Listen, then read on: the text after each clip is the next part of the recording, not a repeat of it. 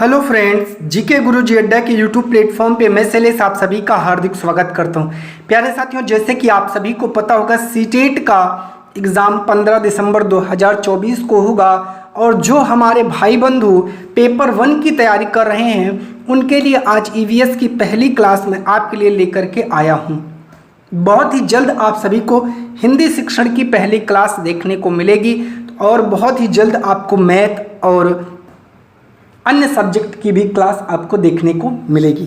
प्यारे साथियों, अगर आप लोग चैनल पर नए हैं तो सब्सक्राइब करिएगा, वीडियो को लाइक करिएगा, अपने दोस्तों तक जरूर शेयर करिएगा। जो ये नोट्स मैं पढ़ा रहा हूँ इसका अगर आपको फ्री पीडीएफ चाहिए तो आप लोगों को चैनल पर जुड़ना है, चैनल को सब्सक्राइब करना है, वीडियो के नीचे कमेंट करना है और अपने दोस्तों तक ज़्यादा से ज़्यादा इसको शेयर करना है। जो नोट्स है वो फ्री मिलेगी, लेकिन शर्त एक है, एग्ज़ाम के जस्ट 1 महीने पहले, और फ्री केवल उन्हीं को मिलेगी जो लगातार वीडियोस पर बने रहते हैं, लगातार वीडियोस पर कमेंट करते हैं। तो चलिए स्टार्ट करते हैं। ईवीएस का पहला टॉपिक है परिवार, जिसे हम लोग फैमिली कहते हैं। आइए जानते हैं परिवार से जो है संबंधित कुछ महत्वपूर्ण जानकारी।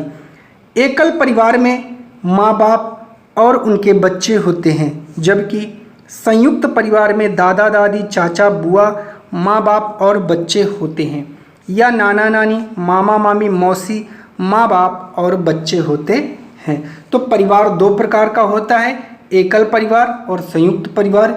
एकल परिवार में माँ बाप और उनके बच्चे होते हैं, जबकि संयुक्त परिवार में दादा दादी, नाना नानी, चाचा चाची, बुआ फूफा, मामा मामी, मौसा मौसी, इस प्रकार के अन्य लोग भी होते हैं। बात करते हैं एनसीएफ 2005 के अनुसार एनसीएफ क्या कहता है, आइए जानते हैं। एनसीएफ कहता है कक्षा 3 से 5 तक के पर्यावरण अध्ययन को 6 थीमों में विभाजित किया गया है, जो इस प्रकार हैं। आइए देखते हैं ये 6 थीम हमारी कौन सी हैं। सबसे पहली थीम है परिवार एवं मित्र, दूसरी है भोजन, तीसरी है पानी, चौथी है आवास, 5वीं है यात्रा, 6वीं है चीज़ें जो हम बनाते और करते हैं। जो परिवार एवं मित्र की उप थीम है, आइए जानते हैं, वो है संबंध, कार्य तथा खेल, जानवर और पौधे। ये जो है परिवार एवं मित्र की उप थीम है, याद रखिएगा।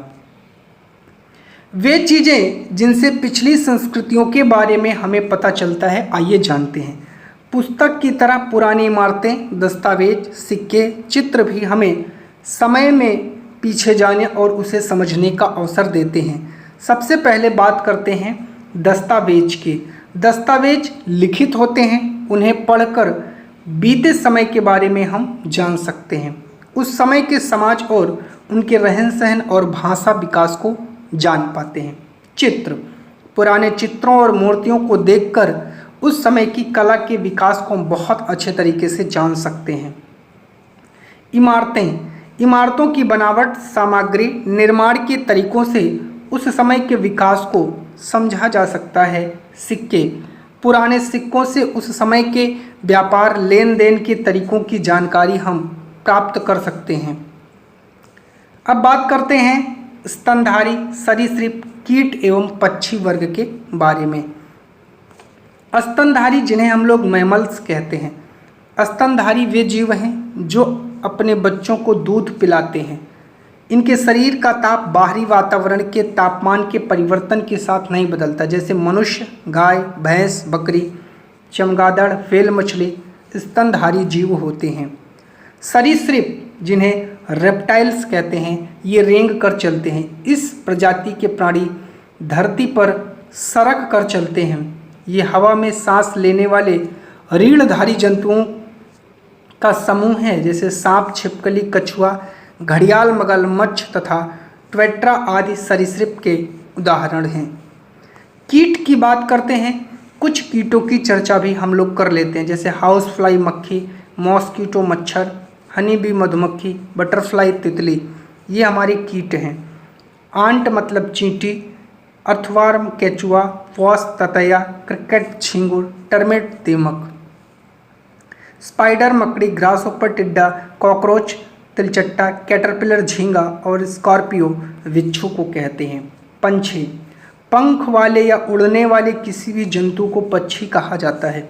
पक्षियों के कुछ प्रमुख उदाहरण हैं, जैसे पिकॉक मतलब मोर, स्पैरो मतलब गौरैया, ठीक है, पिजन मतलब कबूतर, डक माने बत्तख, आउल मतलब उल्लू, क्रो माने कौवा, बैट मतलब चमगादड़, वल्चर मतलब गिद्ध, मैन मतलब मैना, हॉक मतलब बाज, स्वान मतलब हंस। बात करते हैं परजीविता और सहजीविता के बारे में। परजीविता क्या होता है? वे जीव जो किसी अन्य जीव पर आश्रित होते हैं।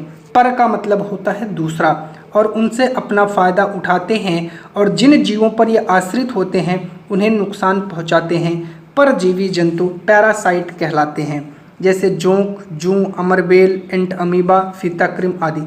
तो जब एक जीव को फायदा होता है और दूसरे अन्य जीव को नुकसान, तो ऐसे संबंध को परजीवी संबंध कहा जाता है। सहजीविता क्या होता है?